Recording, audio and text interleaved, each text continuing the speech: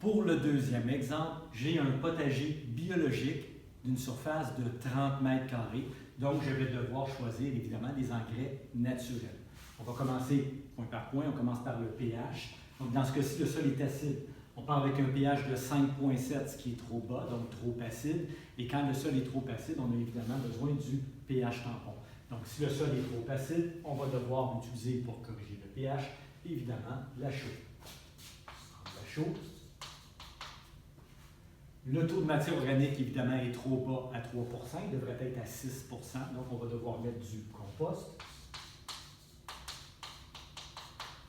Et maintenant, le taux de phosphore est à 95, il est trop bas, il devrait être à 250. Le taux de potassium aussi est trop bas à 137, il devrait être à 350.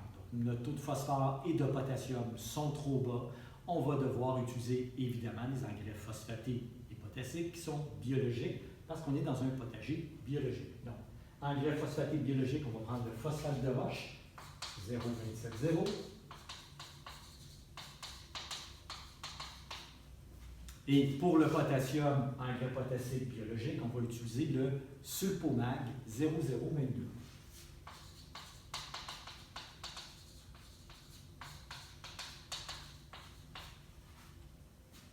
On a maintenant choisi nos produits, on est prêt à calculer les quantités. Toujours les mêmes étapes. On commence dans ce cas-ci avec le calcul de la chaux. Évidemment, on va avoir besoin de la grille de chaux que vous avez sur votre feuille de grille de calcul. Donc, pour la chaux, on a un pH tampon de 6,3. Je vous rappelle, le pH chaud nous dit si on a un problème de pH, oui ou non, mais quand on vient pour calculer les quantités de chaux, on a besoin du pH tampon.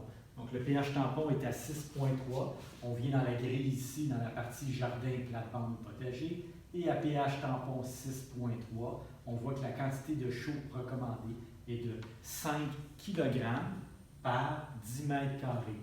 Pour ma chaux, ça va me prendre 5 kg par 10 mètres carrés. Mon terrain mesure 30 mètres carrés. Je vais donc faire une règle de 3, encore une fois, 5 fois 30, divisé par 10, va me donner ma quantité de chaux. Donc 5 fois 30 divisé par 10, ça donne 15 kg de chaux. Donc ça va donc prendre 15 kg de chaux pour corriger mon pH. Je suis rendu à la matière organique. Vous savez, la matière organique, on peut la calculer en brouette ou en verge cube. Dans l'exemple précédent, on a fait en brouette. Cette fois-ci, on va y aller en verge cube. Donc, on peut faire les deux. Dans ce cas-ci, le taux de matière organique est à 3 %. Donc, si je viens dans ma grille ici en bas, à verge cube par 100 mètres carrés, pour un taux de matière organique de 3 %, la recommandation elle est de 4 verges cubes de compost pour 100 mètres carrés. Je répète, dans la grille ici, colonne verge cube par 100 mètres carrés. Pour un taux de matière organique de 3 %, la recommandation est de 4 verges cubes pour 100 mètres carrés. Donc, on se pose la question, combien ça va prendre de verges cubes pour un terrain de 30 mètres carrés? Encore une fois, une règle de 3, 4 fois 30, divisé par 100, va me donner ma quantité de compost. Donc, 4 fois 30 divisé par 100, ça va donner 1,2 verges cubes de compost.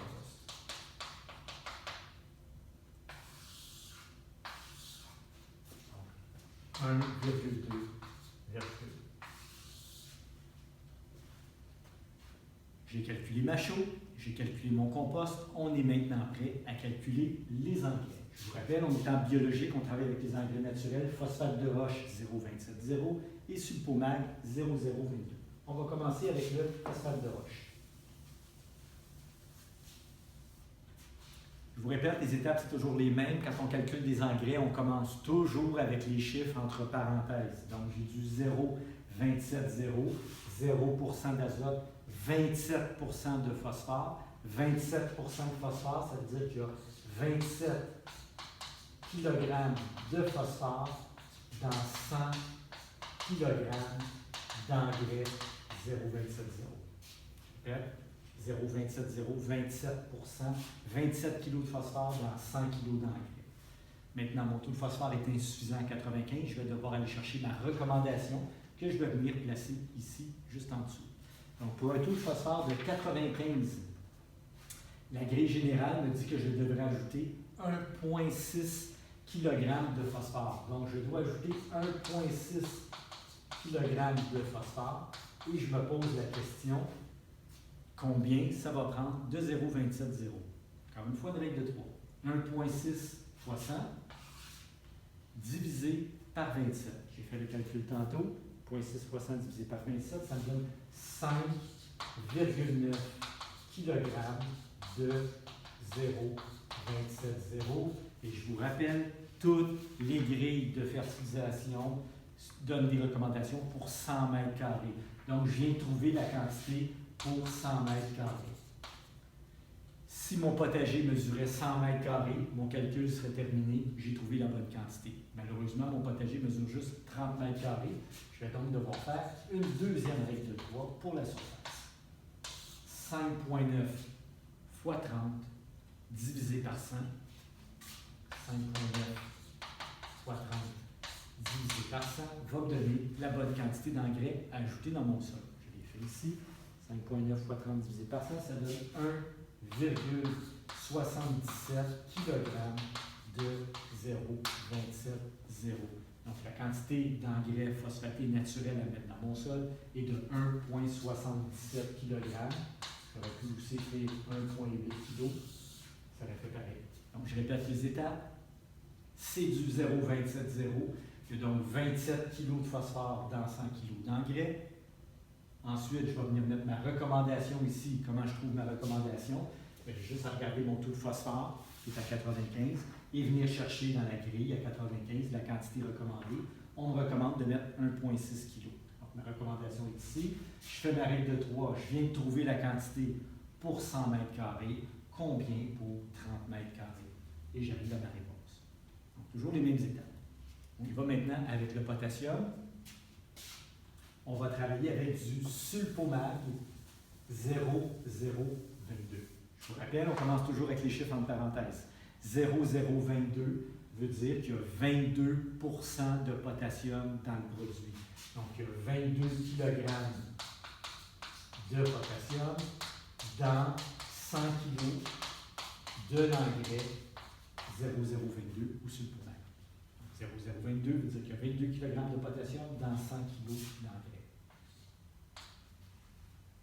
Mon taux de potassium est à 137, ce qui est trop bas. Il devrait être à 350. Donc, je vais aller dans ma grille et je vais venir chercher la recommandation, la quantité de potassium que je devrais mettre dans mon sol. Donc, il est à 137.